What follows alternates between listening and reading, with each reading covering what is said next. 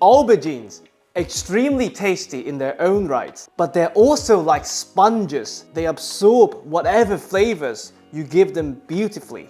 So today, we're going to maximize their own flavors while packing some complexity to this beautiful creature. Let's do it. First up, we're going to torch the skin to add some smokiness. And aubergine flesh, they really take on smokiness. So, very simple. Grab a tray, do them 2 at a time.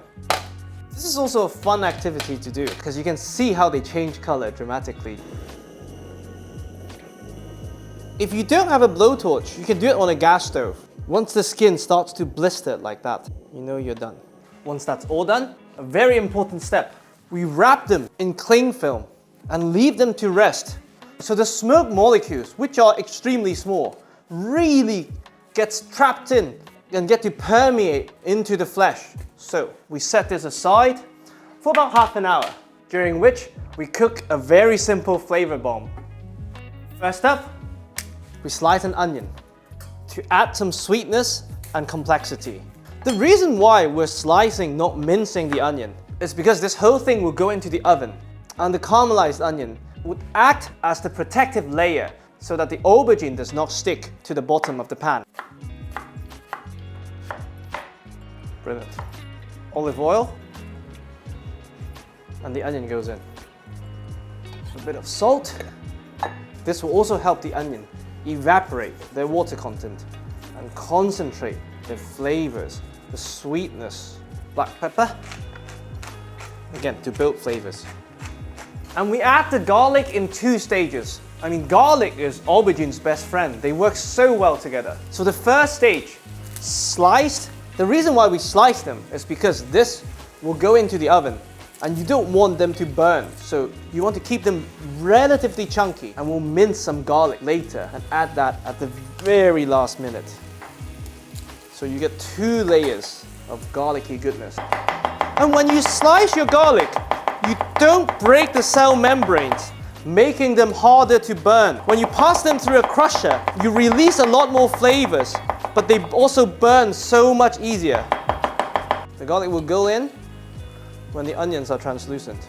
To continue building flavors, the first round of parsley. Cooked parsley actually has a very different flavor profile to fresh parsley, and it has much deeper flavors. I mean, the recipe is a guidance. Once you've done it once, then you can start playing with the aromatic vegetables and the seasonings. Now, the star of the show and the umami bomb. This is salted anchovy puree, one of my favorite ingredients, which you could buy in most Italian supermarkets and definitely online. You can also just buy salted anchovy and just mince them with a knife. So, this goes in. This is also very salty, so this will season the aubergine. And your choice of chili flakes. Of course, me, I'm using Shichime Togarashi, Japanese 7 spice. We add a small dash of water, just for all the flavors to emulsify together. And this will form a very flavorsome bed for the aubergine to lie on. Perfect. Now, stove off. It's time to welcome back the aubergine. Now, since the skin's been torched, they'll become chewy and slightly bitter. So what we want to do is we want to remove the skin. Because the inside's not cooked, you can still use a peeler, just make sure you push down slightly harder than usual. I mean, of course, there are many ways to skin a cat, whichever is easiest for you.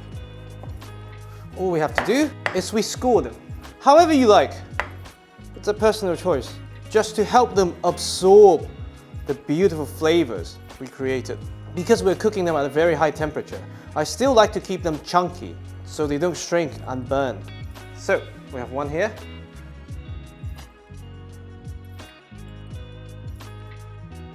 And you simply score at 45-degree angle on both sides, if you want to do it my way. But it has nothing to do with flavors, so please don't stress about it. You simply add these beauties. We once again add a very generous amount of olive oil. This will also help the even browning.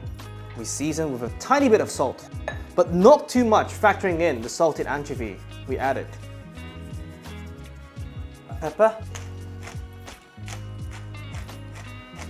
And I'm intentionally not mixing the other side just to create that contrasting flavor and texture, so that the side that cooks from bottom up has all the amazing sweetness of the onion, the complexity of the parsley, the umami of the salted anchovy, and the spices from the shichime togarashi. And on the roasting side, we want to achieve that Maillard reaction, to caramelize the top, making it crispy. And at the very last minute, we're going to add some garlic infused olive oil on top for contrasting flavor profile. So this now goes into a very hot oven at 220 degrees Celsius for about 30 minutes, or until the top side is fully golden brown. So I'll see you then.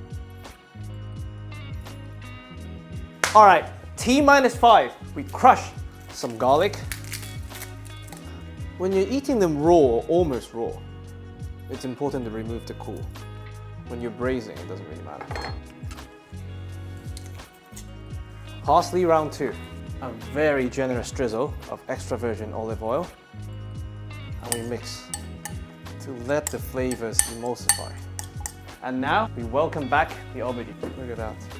Crispy on the top. You can see the steam inside, so still soft. The liquid the aubergine released has formed almost a beautiful jus at the bottom of the pan. Our garlic parsley mixture to brighten the dish. And that's it.